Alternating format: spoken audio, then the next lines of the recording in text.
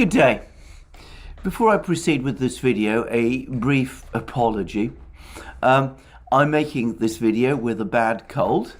As many of you who've been following my videos will know, I was out of London this weekend on private business matters. I stayed overnight on Saturday night at a country house hotel, well-regarded country house hotel. My room, however, had no central heating and no hot water and no internet. As a result, the following morning, I came down with a head cold. So maybe this is a sign of the economic and financial pressures that businesses like that particular hotel are under. I'm not going to speculate further, but the fact is that I do have a head cold and a slight temperature, and in light of this, I'm going to try to keep this video reasonably contained and short, and for that, obviously, I apologise. I should say that if I'm even more rambling than usual, put it down to the fact that with a temperature and a cold, it's not always easy to keep concentrated. Anyway, that's all I wanted to say about that. What's going on? Well, I think that yesterday and indeed today are enormously consequential days in the Ukraine conflict. They could be the decisive ones. But before I discuss that in detail, I'll just do what I always do, give you a, this time rather brief summary of what's going on the various battlefields. There were more Ukrainian attacks along the battle lines in Kherson region over the previous 24 hours. So far as I can see, these achieved nothing of consequence.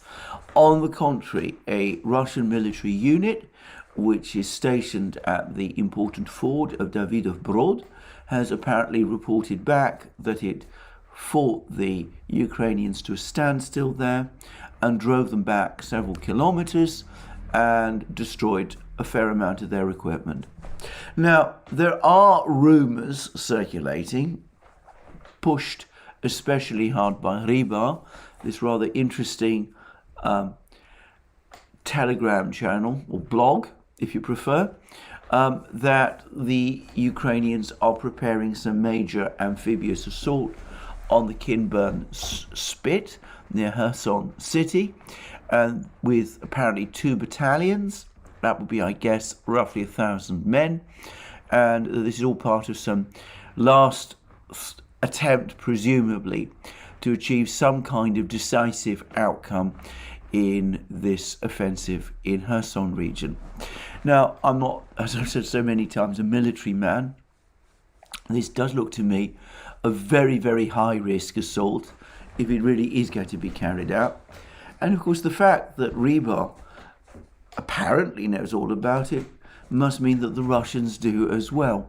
And I would have thought that an assault of this kind, which has been discussed and publicized and spoken about in advance, is going to run into obvious problems given the heavy preponderance of artillery that the Russians possess in this part of Ukraine. I will say one further thing. The Rybar report was incredibly detailed about the Ukrainian preparations for this assault. It even discussed some of the Ukrainian military units that had been assigned, earmarked to carry it out, the locations where they're based, the training areas, all that kind of thing. It spoke about the ships that would be used, the helicopters that would be used to support this assault. I do ask myself, where does Rybar get this information? Does it get it from Russian intelligence, or does it get it from sources within the Ukrainian military? If so, it does make me wonder, one way or the other, why after so many months of this war, with Rybar regularly publicizing this kind of very detailed information, why, if it is accurate and true, the Ukrainians haven't been able to scotch its Rybar's source. Of course, there is another possibility that this is all an elaborate disinformation exercise? Well, I'm not going to speculate. I have no way of knowing one way or another.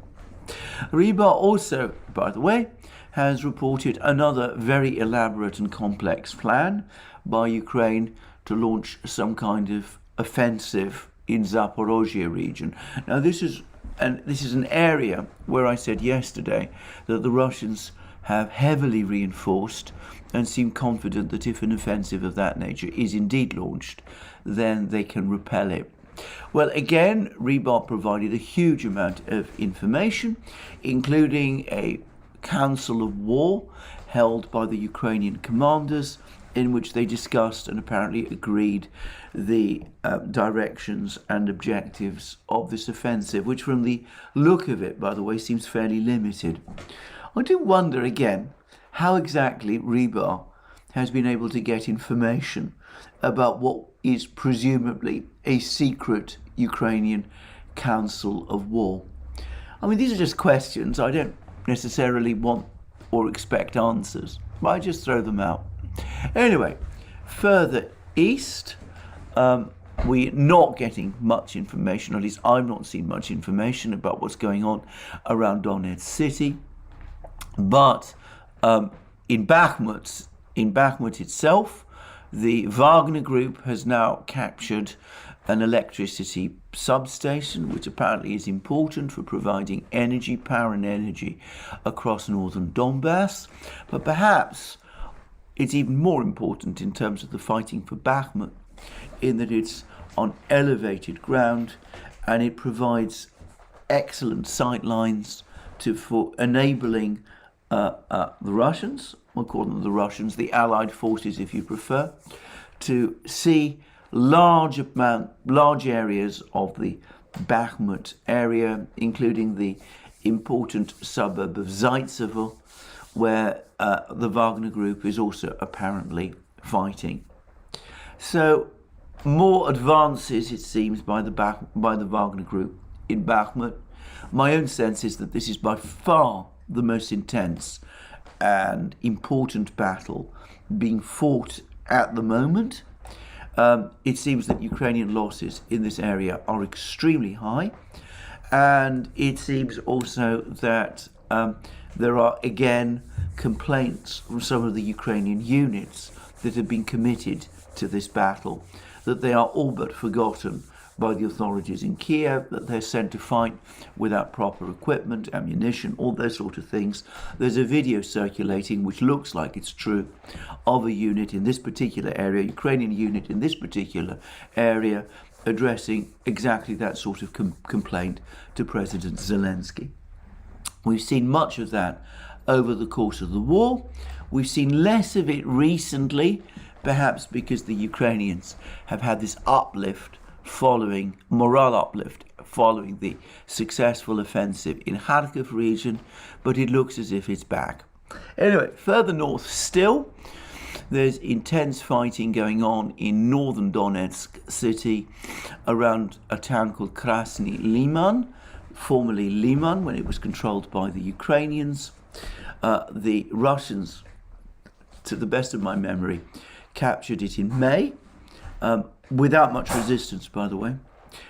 It's now being defended by various irregular Cossack units, though there is Russian artillery apparently operating, supporting these units. And there's been fighting around Liman or Krasny Liman underway for 2 weeks, with the Ukrainians trying to recapture this city, this town. Now, the leader of the Donetsk People's Republic, a man called Denis Pushilin, has said that the DPR militia is now on the offensive in this area. I'm not sure what that means. I'm not even sure that's true, but perhaps and plausibly there is some attempt being made to recapture, to support this garrison in Krasny Liman, which is under attack by the armed forces of Ukraine. And further north still, there is continued sporadic fighting around the Oskol River, with apparently the Ukrainians grudgingly accepting that they have not been able to successfully penetrate the Oskol River line, which the Russians have established. Now that, it seems to me, is a reasonable summary of the state of the fighting at the moment. As I said, the most important battle, in my opinion, up to this moment, is the battle for Bakhmut City. Everybody seems to agree if Bakhmut City falls, it'll mark a fundamental change in the dynamic of the war in Donbass. It will be the moment when one can start to say that the battle of Donbass, the battle of the Donbass arc of operations, as the Russians refer to it, is finally within sight of coming to an end. Anyway, that's where we are. I'm going to add one other little point, which I did find quite interesting, which is that, as I said in my previous program, it does look as if the Russians are now indeed importing large numbers of kamikaze drones from Iran. And interestingly, one of the targets for these drones will be HIMARS vehicles, not just the trucks, but presumably the tracked vehicles as well. There's apparently been some difficulty. The Russians have had some difficulty destroying the HIMARS vehicles, because apparently the time frame from launch of the missiles to the truck moving is very short, about 2 minutes. So the Ukrainian operators of these HIMARS can launch and scoot very effectively, and it's not always easy for the Russians to keep track on them. But the point is that these kamikaze drones, which operate in pairs apparently, can certainly outrun a HIMARS vehicle, and they can pursue it. And so we are now being given a rather strange vision of a HIMARS vehicle launching missiles and scooting, and then being chased and presumably eventually destroyed by Iranian-built Russian kamikaze drones. I have to say, if this is really true, if this sort of thing really happens, then the shape of war is indeed changing in all kinds of unexpected ways. Anyway, all of this is the prelude to the actually big news of the day, and in my opinion this is very big news, and that is that, as you may recall, a couple of days ago, about a week ago, shortly after the Ukrainian victory in Kharkiv, I mentioned how the political institutions in Moscow had plunged into silence, and I said that this was a clear sign that some kind of discussion within the senior ranks of the Russian leadership was underway. A decision was being made about how to take this special military operation in Ukraine forward. And I spent several days and several videos, both on this channel and with my colleague Alex Christoforou, speculating that the Russians might be intending to upgrade the special military operation into a counter-terrorist operation. Well, I think that has turned out to be wrong, or at least partly wrong, because I think we now know, as of yesterday, what the actual decision was that the Russian leadership has taken, and it is one that goes far beyond upgrading the special military operation into a counter-terrorist operation. The decision that has been taken is to move forward immediately with the incorporation of Kherson region, Zaporozhye region, apart from the city of Zaporozhye, and importantly the two breakaway republics of the Donbass, the Donetsk and Lugansk People's Republics, into Russia itself. And to that end, there's been a whole series of announcements in all of these territories, importantly, especially in Donbass, about holding simultaneous referendums there in order to join Russia. Now, there was some speculation a couple of days ago that there was a plan to hold these referendums simultaneously on the 4th of November. But my guess is that this has now been brought forward and that it will happen within the next week or so. In other words, this has suddenly been given urgent priority. Now, the deputy chair of Russia's Security Council, Dmitry Medvedev, has explained in a tweet the implications of this decision. If the two republics of the Donbass, if Zaporozhye region, if Kherson region all vote to join Russia, and if the Russian parliament, the Duma, or rather I should say I think here, the Federal Assembly and Putin himself agree to admit them, and that looks to me a foregone conclusion. Important Russian parliamentarians, including the Speaker of the Duma, have spoken out in support of these referendums. So I think that's a foregone conclusion. Then, if that happens, these territories become part of Russia. Ukrainian encroachments, as Medvedev put it, on the territory of the territory of these regions, of these two republics and of the other regions, would then be encroachments on Russian territory. And at that point, the entire might of the Russian military machine would be turned towards expelling what would be in effect an invader or an occupier from the territory of Russia. It would not just be an upgrade of the special military operation, it would be a complete transformation of the special military operation into an outright defense of Russian territory. Now, why has this happened, and why has this happened so suddenly? Well, partly the explanation, I am sure, is the Kharkiv counteroffensive and its implications, and its, the shock effect it has had, which should not be underestimated. Having said that, my own feeling, it's only a feeling, and I've said many times I'm not a military person, is that the Ukrainian offensives are now starting to run down and run out of time. And there's a rumour, and again one can only call it a rumour, though it's been reported by supposedly reliable sources, that General Zaluzhny has apparently advised President Zelensky as much in his latest report in Kiev.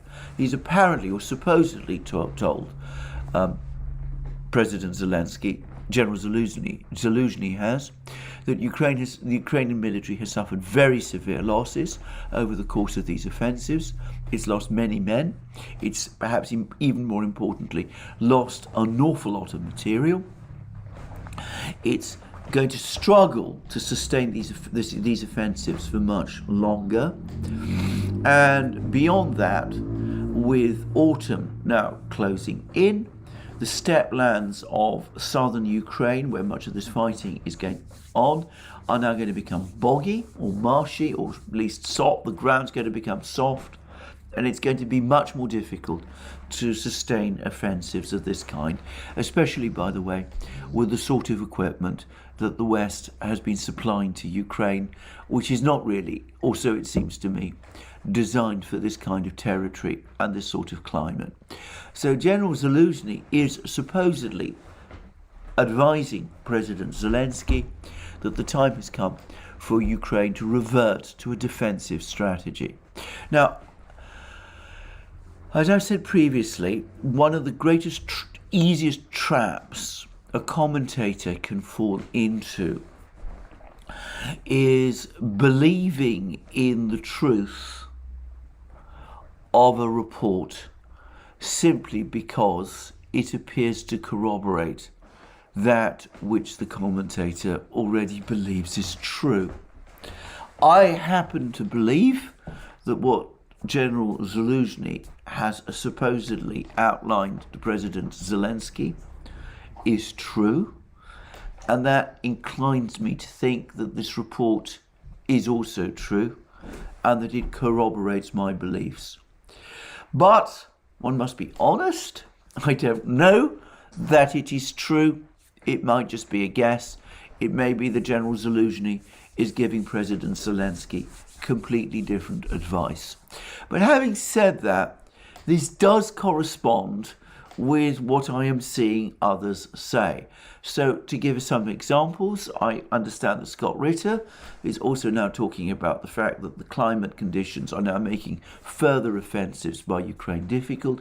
And I believe that there was a program on CNN in which similar sort of things were said, that Ukraine is now in danger of becoming overextended, that its forces are dispersed, that it's going to struggle to maintain the offensive that it has been engaged in up to now, and that perhaps some kind of consolidation at this point would be wiser.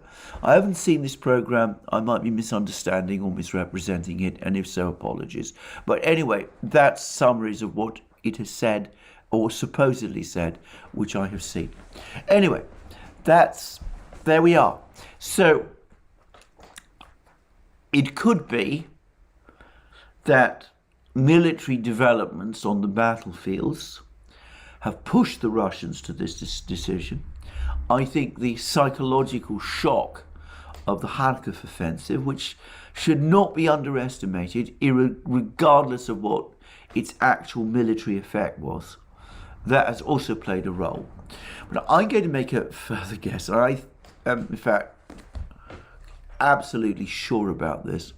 I believe that the major cause, the thing that has made it possible for the Russians to press forward with these referendums and to incorporate these territories into Russia itself, is that they had discussions during the conference in Samarkand with their key friends, China, India, and no doubt other countries, Turkey as well, and that they now feel confident that they can go ahead with this sort of move without incurring the anger or the concern of those important countries.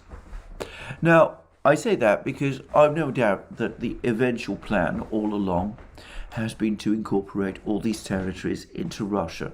I can remember that right at the very start of the war, indeed before the war technically began, on the 21st of February, there was a meeting of the Russian Security Council in Moscow, the entirety of which was shown on television, and it was purportedly undertaken in order to discuss whether or not to recognize the two breakaway republics of the Donbass, the Donetsk and Lugansk People's Republics. Now, obviously, this meeting of the Security Council was partly staged, but there was, it seemed to me, when I was watching it, some real debate also going on. Though, obviously not the kind of unconstrained debate there would have been if it had happened, as it nearly always does, behind closed doors. But over the course of that discussion, one of its participants, I forget who, made a Freudian slip. He spoke about the annexation of the two republics of the Donbass. And Putin immediately corrected him and said, this is not on the agenda.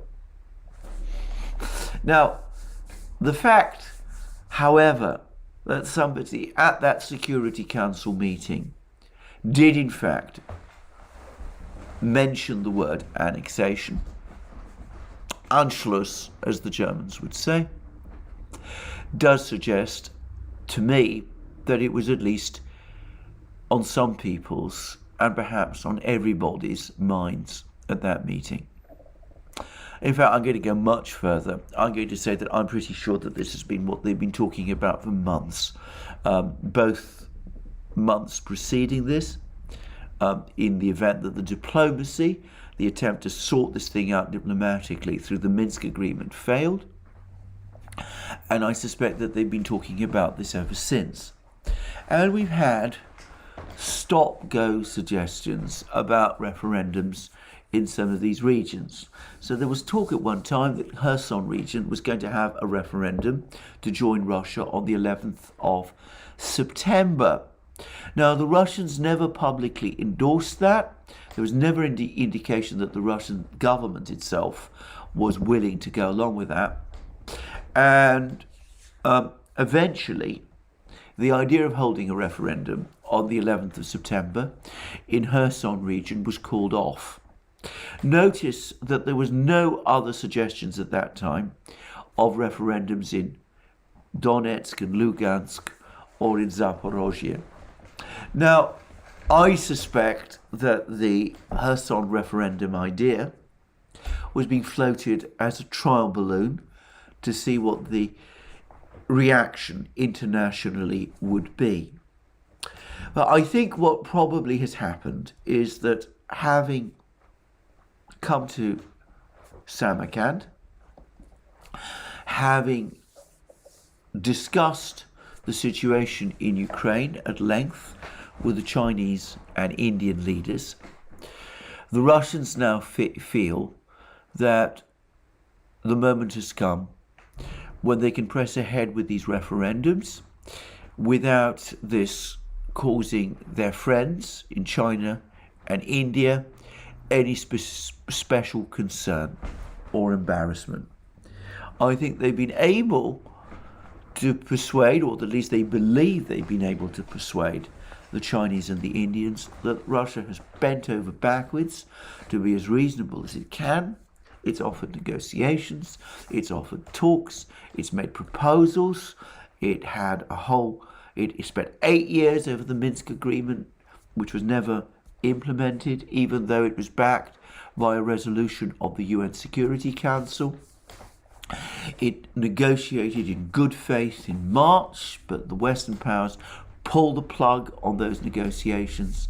Zelensky, under Western encouragement, is not making any real proposals for negotiations either.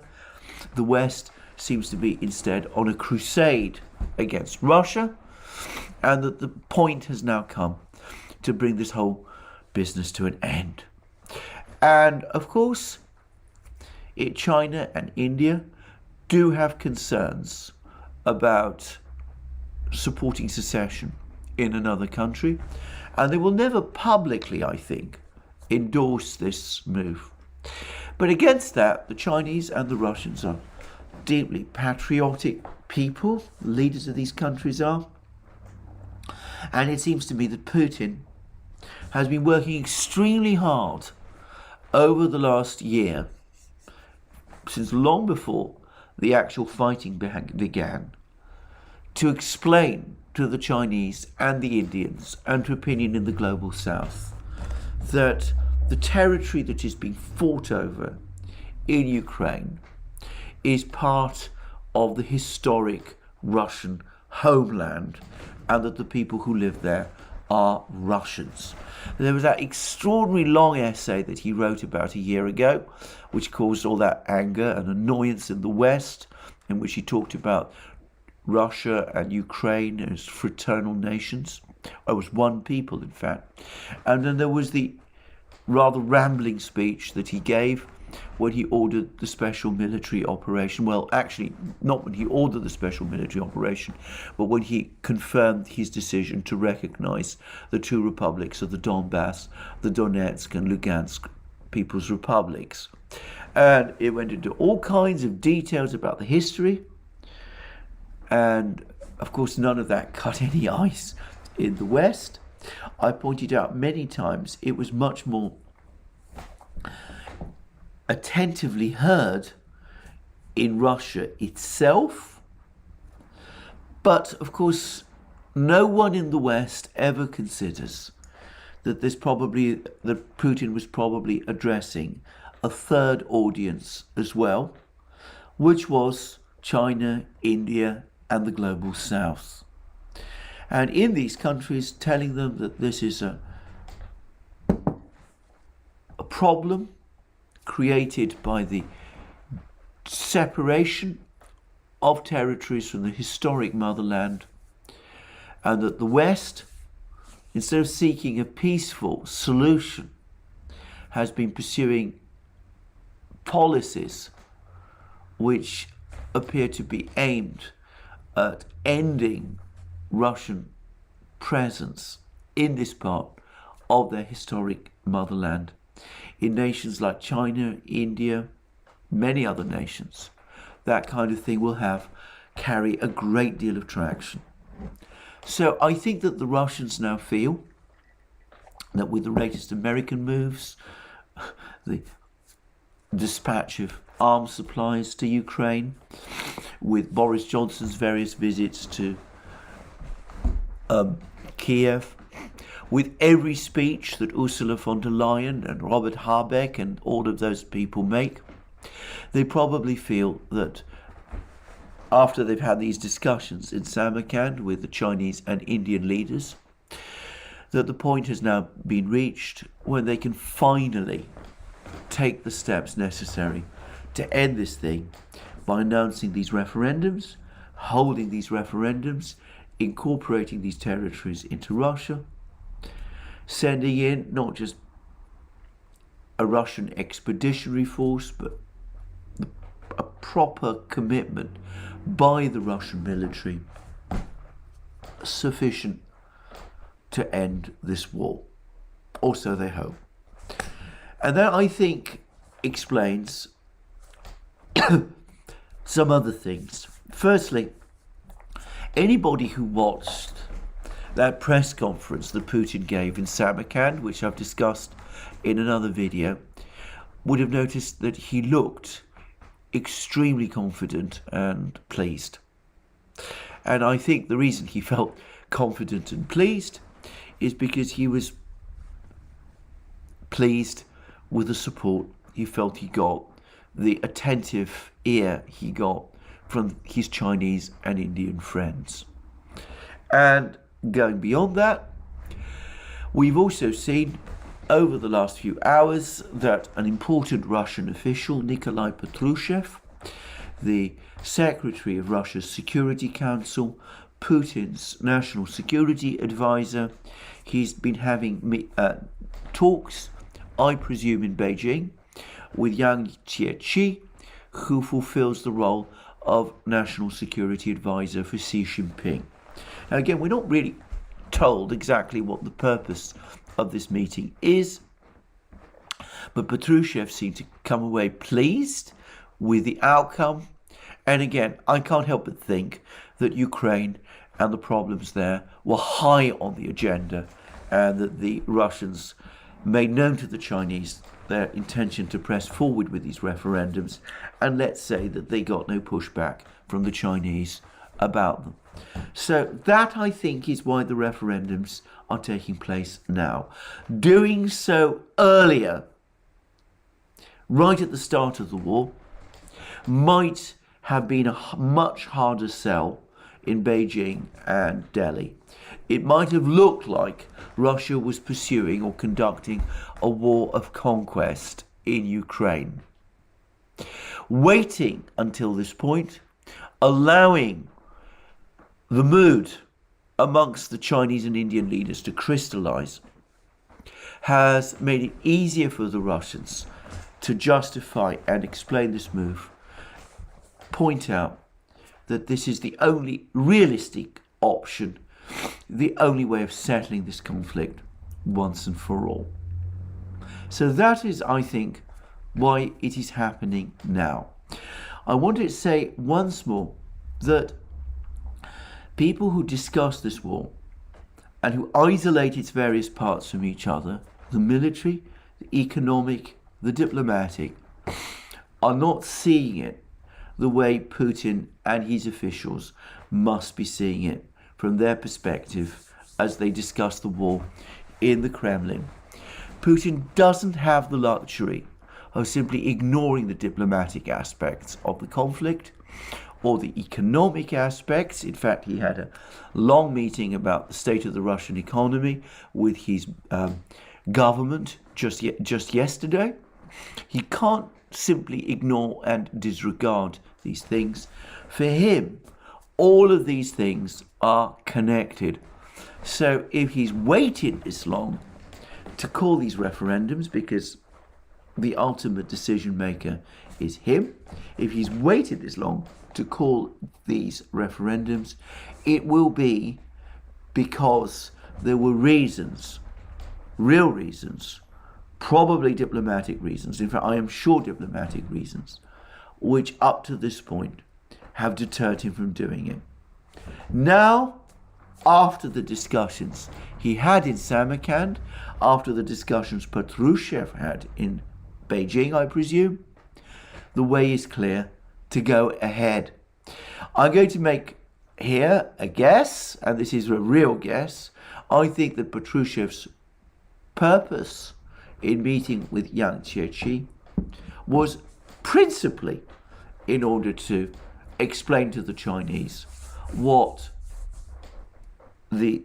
what these referendums were about, why they were happening, and what they entailed. Now, before I leave this topic, there is one very important thing I want to make clear. When I said that the Russians will have discussed these referendums with their Chinese and Indian and Turkish friends, I have not said that the Chinese, Indians and the Turks have formally agreed to these referendums. I don't think that that's what they have done at all. I think that agreeing to referendums in that way would be, again, in effect, accepting that referendums could be used as a mechanism for secession. What I mean is not that the Chinese and the Indians and the Turks have agreed to these referendums. It is that they have made it clear to the Russians that in all the circumstances they are relaxed about them. That they are not going to push back against them. It's not going to interfere with economic relationships between Russia, China, India and Turkey, for example. I just want to make that clear so that there's no misunderstanding about what I'm saying. Anyway, there we are. We will see when these referendums take place. I don't think we have any real doubts about what the outcomes of these referendums will be. There may be some people in all of these places who actually would prefer to stick by Ukraine, but nobody should be naive about this. The results of these referendums will be overwhelming votes for union with Russia. There will then be a rapid decision by the Russian parliament. Putin will ratify it. Maybe there'll be another Security Council meeting. We might even have the same theatrical discussion that we saw back in February, another televised meeting. But once that happens, these territories are part of Russia, and the Russian military can be committed on a scale that it has not been up to now. The special military operation will end, and we will be seeing something entirely different. Now, what that will mean for the future, whether it will indeed bring the conflict in Ukraine to an end, how the Western powers will react, all of that remains to be seen. But it is a big move, a very big move. Its implications should not be downplayed. We will see where this thing goes. Well, as I said, this is a somewhat shorter video from me today. I hope I was reasonably clear in all that I said. Apologies again if I wasn't. And one way or the other, there'll be more from me soon. Now, can I just say, I would remind you that you can find all our videos on our other platforms, Locals, Rumble, Odyssey, BitChute, and Telegram. Also, if you subscribe to us on Locals, I do live streams every Wednesday at 1900 hours Eastern Standard Time or 1400 hours London time. I have to tell you that because of this very bad cold that I have, I'm not absolutely sure I'll be able to do one tomorrow. They are pretty demanding things, and I understand also that I may be involved in another interview tomorrow. But one way or the other, usually on Wednesday, I do these live streams. If you can join me on Locals, these live streams are exclusive to Locals. I will endeavour to answer either during the live stream or in a follow-up video, whatever questions you put to me. And of course, you can also join us, rather you can also support us via Patreon and Subscribestar, links under this video, and by going to our shop and buying the great things that you will find there, our magic mugs, our hats, our hoodies, our t-shirts, our sweatshirts, all those great things. And last but not least, please remember, if you've liked this video, to tick the like button and to check your subscription to this channel. Well, that's me for the day. More from me soon, and have a very good day. Until then.